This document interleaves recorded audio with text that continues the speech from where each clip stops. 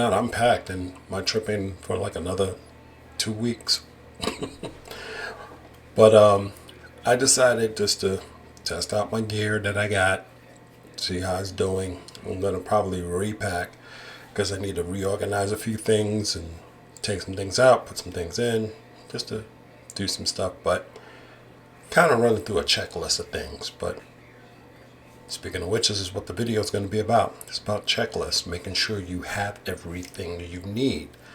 So we're going to run through a little bit of a checklist of what you should do, especially when you're doing international traveling, because those can be a pain in the butt, especially when you travel such a long way, because international flights, you're looking at a basically minimum 10 hours traveling one way, and to get there and find out, oops, we ain't got this, and now you're in a situation that you could be returning home, and we don't want that. So let's just do something right now, and let's just make a kind of virtual checklist right now, and I'm going to show you how to do that. Okay, we're going to break each one up in separate categories, and this first one's going to be about travel documentation. Passports. Do you got one? Great, you got one. Make sure you have an available blank page, not space, page, because some places want you to have a blank page. Some countries are very stickler about it. If you don't have a blank page, boom, you're going back to your country and getting a new passport. And we know getting a new passport takes forever. So have a blank page available. That's important. So look at their requirements before you enter a country. Visa. Check to see what the visa requirement is. Brazil just went through their little process of, you got to have a visa. We're going to start this new visa process. Then they suspended it, and they reinstated it, and they suspended it. I got a visa, and then all of a sudden they suspended it. So I'm going to bring my visa paperwork with me anyway, just to run it in their system. Hey, I got the visa paperwork anyway. Here you go. Even though you don't need it, but I'm going to bring it anyway. State Department. They have a program called the STEP program, the Smart Travelers Enrollment Program. Highly recommend you enroll in that. I do that every time I travel. They'll send you notifications. I just got one for next month to be a little bit cautious about potential terrorist attacks because of the whole LGBTQ, whatever they call themselves now. It's their celebration, and there's possibly terrorist attacks or attacks against the community. Be mindful. They just put that out there. So things like that is very useful to get that type of information. And I know some were sent in Brazil because one of the cities just went through a major flooding because of rainstorms. Again, things like that. That's when the State Department STEP program comes into play, because I didn't know they had a lot of rain until I just saw the news, and I was like, oh. And speaking of news, I would be monitoring the news in the country that you're going to see what's going on. Right now, I haven't heard anything major going on in the city I'm going to. So that being said, I'm going to keep monitoring more closely as I get closer and closer to my departure date. Also, check with the airlines to see if any changes in flights or changes in schedules. Make sure your seating's all checked. If you can change your seating, check with the airlines to see if you can do that. I'm going to do that because I realize I have a travel credit that I need to use, and I definitely need to use it quick. So I'm going to see if I can do some finagling and trying to upgrade my seats. So we'll see what happens. And that's it with the travel portion of that thing. This one I'm going to talk about is about medical stuff. For example, if you need to get a vaccination, obviously get your vaccination. But be sure you have a record of that vaccination. And if you're getting vaccinated, what I would do is I would scan that vaccination record, put it on a thumb drive. I would get a thumb drive that has the one end is like a regular USB, and the other one has the connection that you can connect to your phone. That way, if they want to see proof, unless you have a hard copy, you can always just plug it in and show them through your phone. If they want a copy of it, if you don't happen to have a hard copy of it, you can just email it to them if they can take an email. I would even do that with all my travel docs, just scan them and put them on the thumb drive. That would be even a lot more convenient for you. Also, I would check with CDC before I go to see, what countries are having these outbreaks, and kind of monitor them to see what's going on, any changes and things like that. Also, and this is very, very important what I'm about to say, and this is all medicine you guys bring. First and foremost, all your medicines need to be in the bottle with the prescription on it, your name, the prescription type, all that stuff. It needs to be there just in case if it gets searched, they see this. If it's out there loose and stuff like that, in the baggie and stuff, they may consider it illegal narcotics. Now, I know people are getting prescribed marijuana in the United States or some type of marinoid.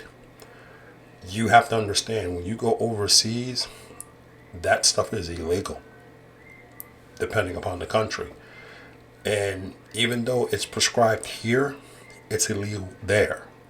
So you need to research whether you can be able to bring that stuff overseas or not. If you can't bring it, then you can't go to that country, obviously. But if you get caught with that stuff over there, you just committed a crime. No ifs, ands, or buts. The United States government has no jurisdiction over there. And that even with the prescription, it's not going to save you because it's illegal there. You are outside the jurisdiction of the United States, including that prescription. It does not exempt you from their laws. Understand, when you in their country, you are under their laws. No exemptions. Okay? So research that prior to going to that country. This last one I'm going to talk about is packing. This is going to get more in depth in Brazil because for those who don't know, I am doing a collaboration with Average Man Unplugged. He's going to be in Brazil at the same time I am. We are going to spend a week bouncing between we're going to either combine together and doing collabs. He's going to do his thing. I'm going to do my thing. We're going to do things. I'm going to do things on his channel. He's going to do things on my channel. It's going to be one crazy week. And we're going to be just having a blast. So this is going to be a quick one. Kind of a quickie, but there's going to be one that's more in depth. So what I do with traveling, I have separate clothes, if that makes sense. Meaning, the normal clothes I usually have, I don't transfer from my dresser drawer to my suitcase or knapsack that I travel with to do that. And that's just with certain clothes. I don't transfer my normal underwear into my bag because I have already a set of underwears dedicated to the bag. Same thing with socks. Same thing with charging cables. Same thing with power packs. Just a couple of items and things that I would have here in the house. I would also have a separate one for there because a lot of people forget those things. So in order not to forget those things, I will have a set in the bag. Now, the bag that I usually carry, this is a new bag that I'm using. This is the Tanqueray knapsack. It has a USB port, and I'll explain why, because it goes along with the power pack. It has a USB port. This is waterproof, and it has the things that I have mentioned in here, plus a couple other little things.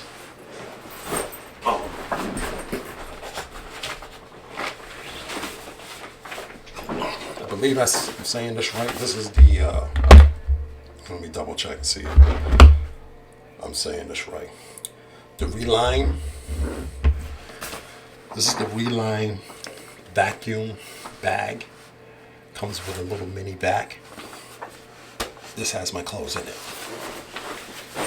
And for the record, neither one of them is sponsoring this video, although I would love them to send me a check. I would. Thank you. So, I would have the Reline bag inside of the Tangalore bag for my traveling. And this will be how I travel. Now, as far as this particular trip, I will also have another roller bag with me because I'm bringing some stuff down for a friend. But I will inventory these bags before I go. So this is not totally packed yet. I'm going to release the air out of this and kind of go through it one more time. Maybe press out some stuff again and kind of just organize it a lot better before I go. Just to double check, I make sure I have stuff. And just to go over a few things and make sure I have, just in case I have to order something, you know. There's one more item I have to get for the other bag. I'm waiting on that to come. But it's kind of like that go bag theory in the military. You always have a bag ready for when you got to go to war. That's the concept I'm kind of throwing out there for when you're traveling. I'll have everything I need in my travel bag just in case something goes down. That's the mindset you should have. So you wouldn't really have to worry about things. And then when you come back, you just, you know, okay, I used this, and that. Let me go take care of that. Or, you know, if you don't want to carry dirty clothes, I usually like to get those laundry strips. And I'll do laundry, you know, the night before I get ready to go home. And I'll just, you know, take care of that and fly on home. And I got, like, fresh pair of clothes, you know. I can either rewash them with stronger laundry detergent, you know, or just leave it as is. You know, and I'm already set for the next trip. That's how I like to operate. So, it's easier, it's more efficient for people who's traveling. And if you have an extended stay, by having those laundry strips, you can extend your stay for another, gosh, who knows? You know, that's, right now I got about, 7 days worth of stuff. You know, extend it out for another couple of 7 days.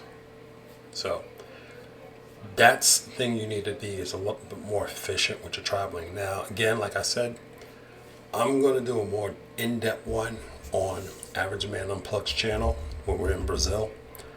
I'm going to actually show you how I break everything down and what's in my bag, so you can get some ideas on what you should carry when you're traveling overseas, because things can happen and you can be like, oh, I should have carried this, oh, I should have carried that, oh, I should have carried this, you know.